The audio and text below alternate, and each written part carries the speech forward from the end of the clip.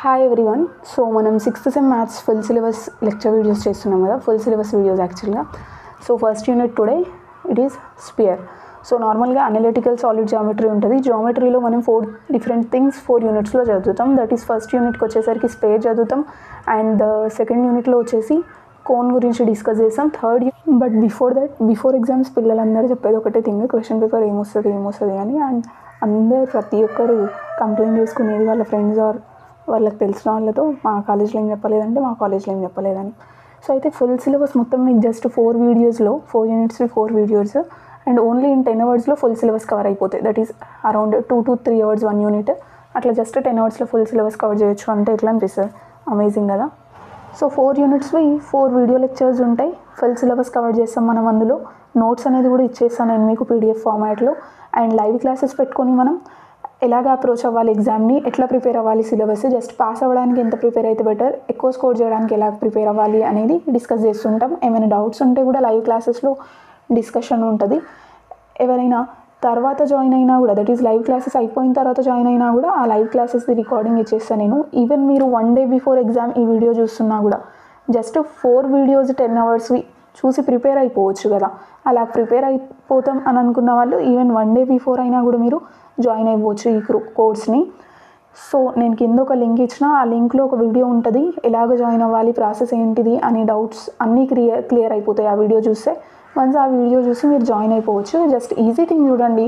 Just నేను ఒక QR code ఇస్తా, పేమెంట్ చేస్తారు. ఆఫ్టర్ పేమెంట్ మిమ్మల్ని ఒక గ్రూప్లో జాయిన్ చేస్తాను నేను.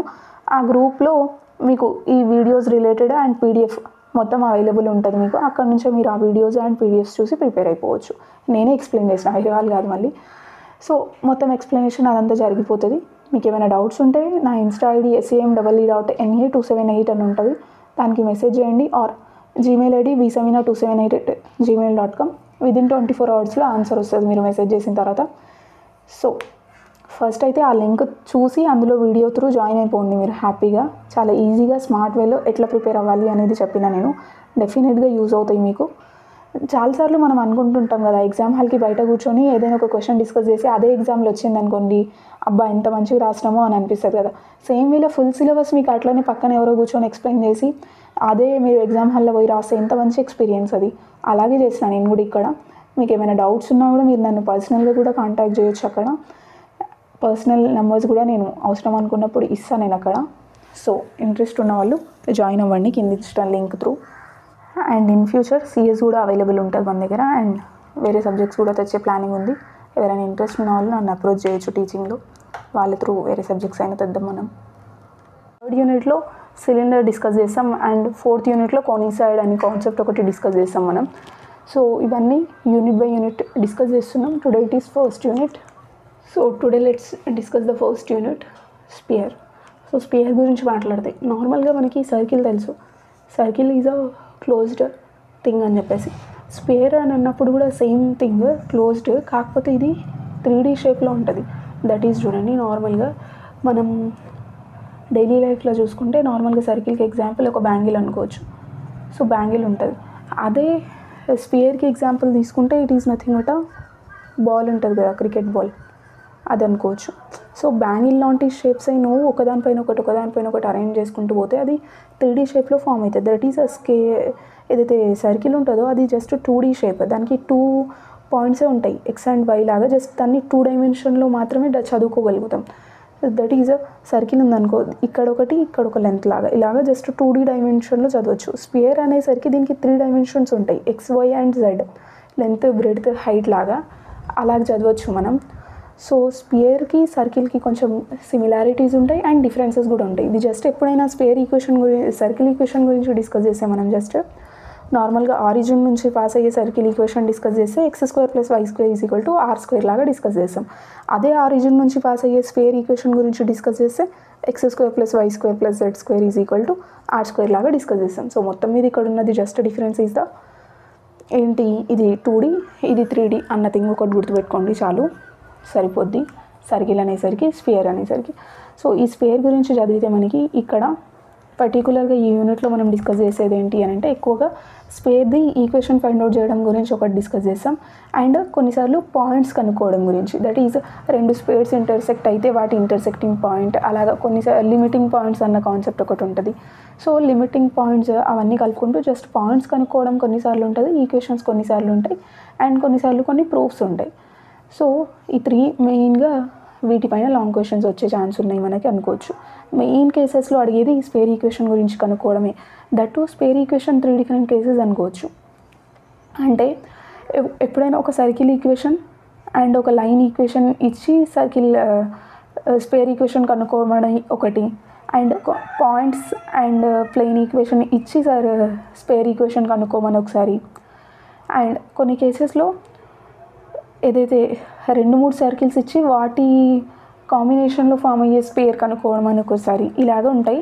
సో డిస్కస్ చేద్దాం మనం ఫర్దర్గా యూనిట్లోకి పోయేస్తుంటే ఇంకొంచెం ఎక్కువ క్లారిటీ ఉంటుంది మనకి. సో డెఫినెట్గా ఈజీ థింగ్, ఇవన్నీ ఈజీగా ఉంటాయి, చాలా అంటే చాలా ఈజీగా ఉంటాయి. పర్సనల్గా నాకు 6th time maths favourite. So discuss చేసుకుందాం. కొంచెం కాన్సన్ట్రేషన్తో ఎఫర్ట్ పెట్టి ఒక్కసారి వింటే ప్రాపర్గా మీకు ప్రతిసారి యూజ్ అవుతుంది. ప్రతిసారి ఇన్ ద కేస్ ఇది ఈ సెమ్ పర్టికులర్గా పాస్ అవ్వడానికి యూజ్ అవుతుంది. సో డెఫినెట్గా ఎండ్ వరకు చూడండి. ఏమైనా డౌట్స్ ఉంటే కూడా నాకు మెసేజ్ చేయండి. 1 by 1 డిస్కస్ చేసుకుంటూ పోదాం. ఇంకా నేను స్టార్ట్ చేస్తాను without any further delay. So ఒకసారి క్వశ్చన్స్ గురించి డిస్కస్ చేస్తే నార్మల్ ఇవన్నీ కొన్ని షార్ట్స్ ఉన్నాయి అండ్ ఇందులోనే కొన్ని లాంగ్స్ కూడా ఉన్నాయి. సో నేను ఎస్ఏస్ అండ్ ఎల్ఏస్ కలిపి టోటల్గా ఒక 15 క్వశ్చన్స్ ఇచ్చిన అంతే. అందులో మ్యాక్సిమం నా 4 క్వశ్చన్స్ అట్లా చాలా చిన్న 1 minute అయిపోయే షార్ట్ క్వశ్చన్స్ ఉన్నాయి. రిమైనింగ్ ఒక 12 క్వశ్చన్స్ 10 to 12 క్వశ్చన్స్ లాంగ్ ఉన్నాయి. ఆ 10 to 12 పాస్ అయ్యాయి. డెఫినెట్గా చదివితే కాన్సెప్చువల్గా దానికి రిలేటెడ్గా వేరే నంబర్స్ ఇచ్చి చేసినా అడిగినా చేసేటట్టు ఉంటుంది. అంత మంచిగా కాన్సెప్చువల్గానే చెప్పుకుంటూ పోయినా నేను. సో డెఫినెట్గా కాన్సెప్చువల్గా అర్థం చేసుకోండి. ఎందుకంటే ఇది ఇచ్చిన నెంబర్స్ కంటే కొంచెం చేంజ్ చేసి ఇచ్చే ఛాన్స్ కూడా ఉంటుంది. ఎలాగిచ్చినా చేసేటట్టే ఈజీగానే ఉంటాయి ఇవి. ఎందుకంటే జస్ట్ ఒక ఫార్ములా యూజ్ చేసి దాంట్లో అప్లై చేసి నార్మల్ సాల్వేషనే. సో ఫస్ట్ క్వశ్చన్స్ గురించి డిస్కస్ చేసి ఇవన్నీ ఉన్నాయి. ఇందులో కొన్ని లాంగ్ కూడా షార్ట్లోనే కలిసిపోయినట్టున్నాయి. సో లాంగ్ షార్ట్ అని డిఫరెన్స్ చేయకుండా అన్నీ కలిపి చదవండి. కొన్నిసార్లు ఎస్ఏస్లోంచే లాంగ్ ఇచ్చే ఛాన్స్ ఉంటుంది. సో అన్నీ ప్రిపేర్ అయితే బెటర్ అని స్టార్టింగ్లో ఇచ్చిన. లాంగ్స్ చాలా కొన్ని ఇచ్చిన నేను. ప్రతి మెథడ్కి ఒక్కొక్క ప్రాబ్లం ఇచ్చుకుంటూ పోయినా ఇంకా. సో 7 ఏమో ఉన్నాయి లాంగ్, 7 or 8 ఉన్నాయి, 7 షార్ట్ ఉన్నాయి. సో అన్నీ కలిపి డిస్కస్ చేద్దాం. పీడిఎఫ్ ఇచ్చేటప్పుడు నేను పీడిఎఫ్లో కాన్సెప్ట్ వైజ్ పోతా నేను. సో మీరు పీడిఎఫ్లో ఇచ్చిన క్వశ్చనింగ్ నెంబర్ ప్రకారం ప్రొసీడ్ అవ్వండి. ఇక్కడ ఇచ్చిన క్వశ్చన్స్ కొంచెం జిగ్జాగ్గా ఉంటాయి కానీ పీడిఎఫ్లో అయితే కాన్సెప్చువల్గా పోతాం, చిన్నగా నుంచి పెద్ద కాంప్లికేటెడ్ కాన్సెప్ట్ వరకు. సో ఆ నంబరింగ్ వైజ్ ప్రిపేర్ అవ్వండి మీరు. So let's start with the things.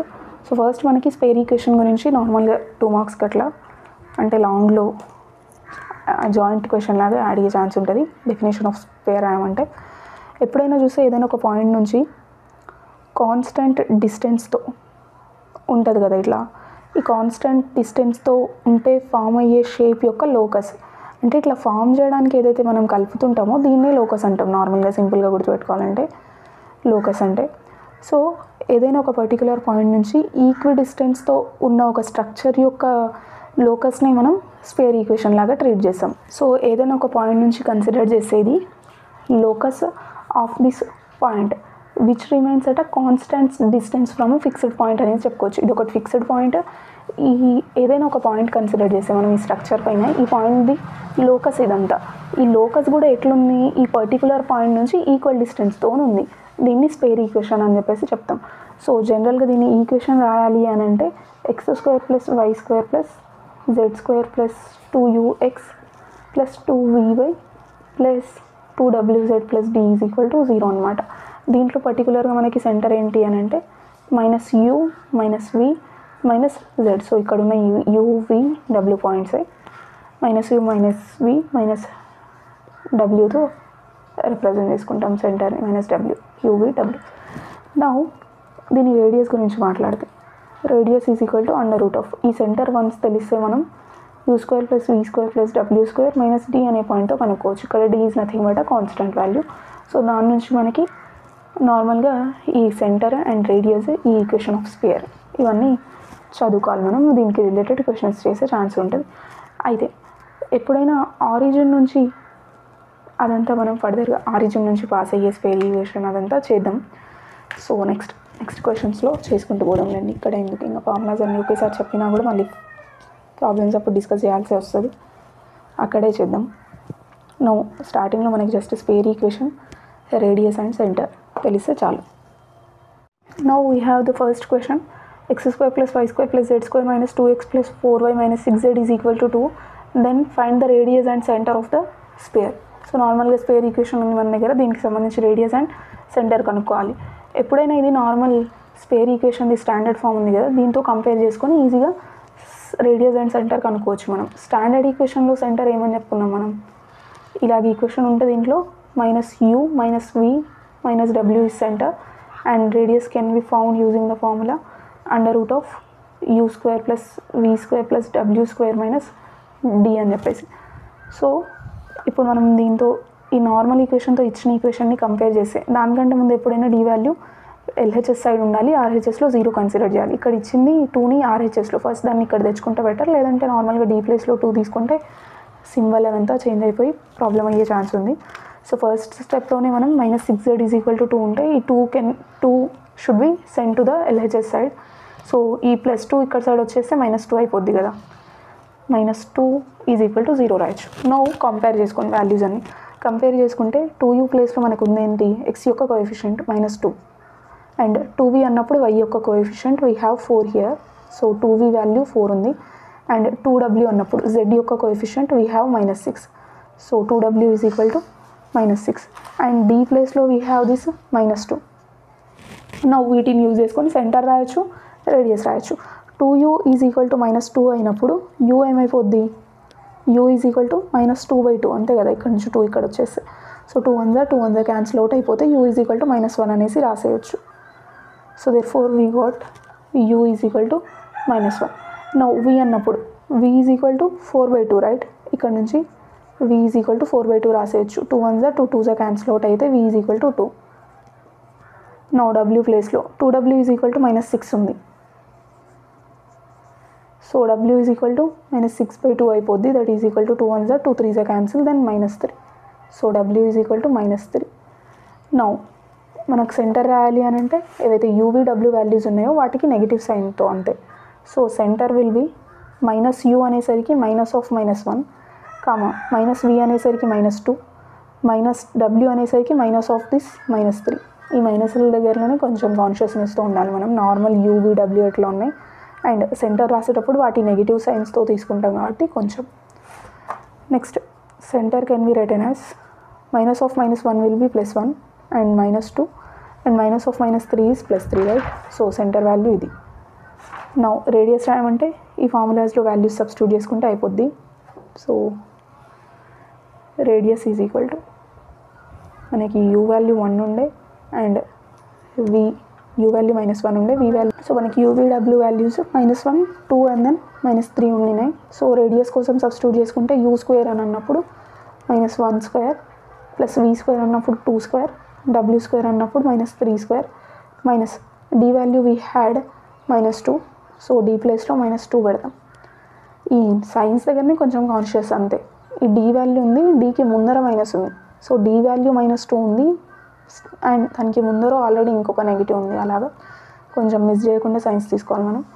-1² will be 1 +2² will be 4 -3² will be 9 -2 will be +2. That is equal to √1. 9 + 1 is 10 10 + 4 14 + 2 16. So √16 is equal to 4. So therefore r is equal to 4 అని రాసేయచ్చు. Centre is 1 - 2 3. It was a easy question. షార్ట్కి కొన్నిసార్లు maximum కేసెస్లో ఇలాంటిదే వస్తే ఈజీగా 4 marks gain చేయొచ్చు మనం. సో డెఫినెట్లీ ఇలాంటి క్వశ్చన్స్ నుంచి స్టార్ట్ చేసిన నేను. అండ్ ఈ కాన్సెప్ట్ ప్రతిసారి ప్రతి ప్రాబ్లంలో యూజ్ చేస్తూనే ఉంటాయి. ఇంకా ఫర్దర్ క్వశ్చన్స్ అప్పుడు మనకి సెంటర్ పాయింట్స్ ఇవన్నీ అవసరం ఉంటాయి. ఒక్కసారి చూసుకోండి.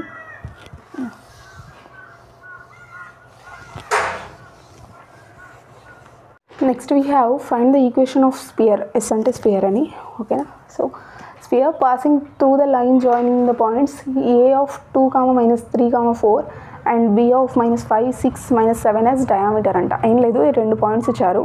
ఈ 2 పాయింట్స్ ఇస్తే వీటిని జాయిన్ చేసి ఇలాగ ఒక లైన్ అవుతుంది కదా. సో అయితే ఈ లైన్ నుంచి పాస్ అయ్యే స్పేర్ యొక్క ఈక్వేషన్ కనుక్కోవాలంట. దట్టు ఈ లైన్ డయామీటర్ లాగా ఉంది ఆ స్పియర్కి, యాజ్ డయామీటర్ అంటుండు కదా. సో ఈ లైన్ అనేది డయామీటర్ ఉండేటట్టు సో ఇలా కన్సిడర్ చేయొచ్చు మనం. ఇవేవైతే పాయింట్స్ ఉన్నాయో ఆ పర్టికులర్ పాయింట్స్ దగ్గరనే డయామీటర్ వచ్చేటట్టు. సో ఇలాగ ఉండేటట్టు ఆ స్పియర్ది ఈక్వేషన్ ఏదైతే ఉందో అది కనుక్కోవాలంట మనం.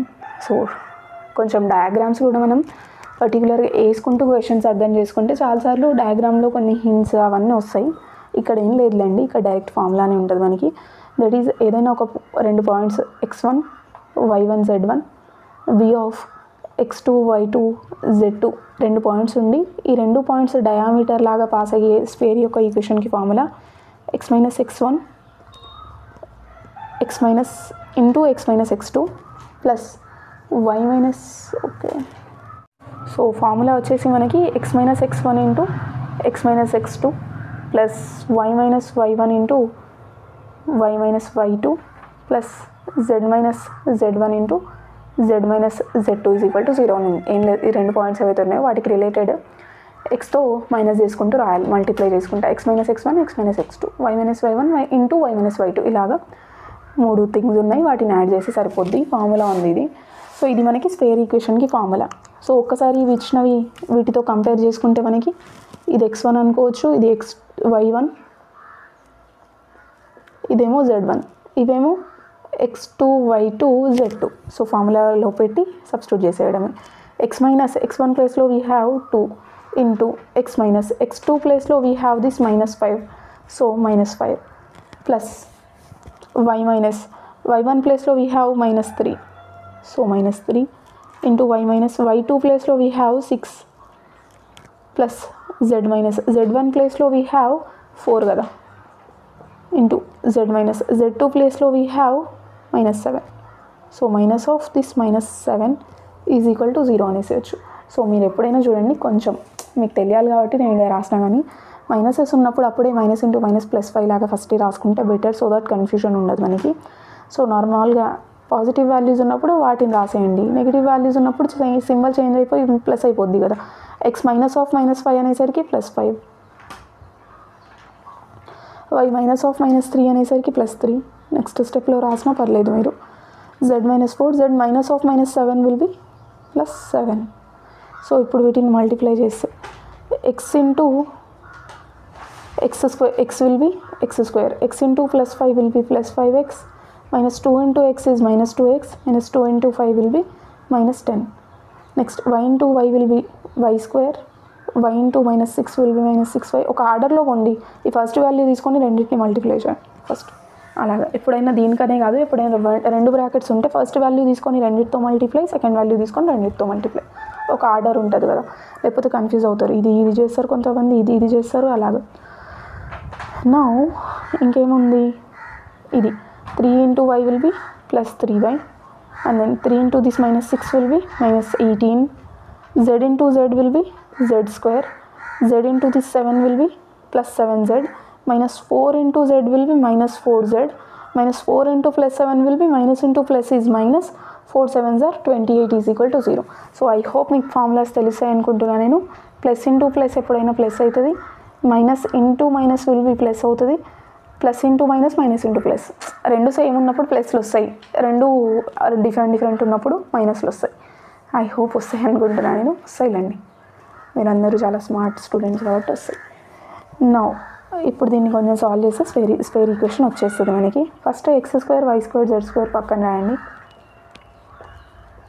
y2 + z2. Now 5x - 2x will be +5 - 2 +3x అనొచ్చు. పెద్ద వాల్యూకి ఏం సింబల్ వస్తే అదే కదా.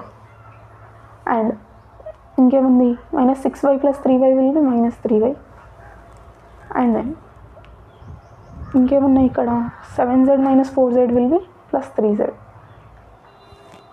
ఈ అడిషన్ అండ్ సబ్స్ట్రాక్షన్లో కూడా ఎప్పుడైనా కూడా -6 +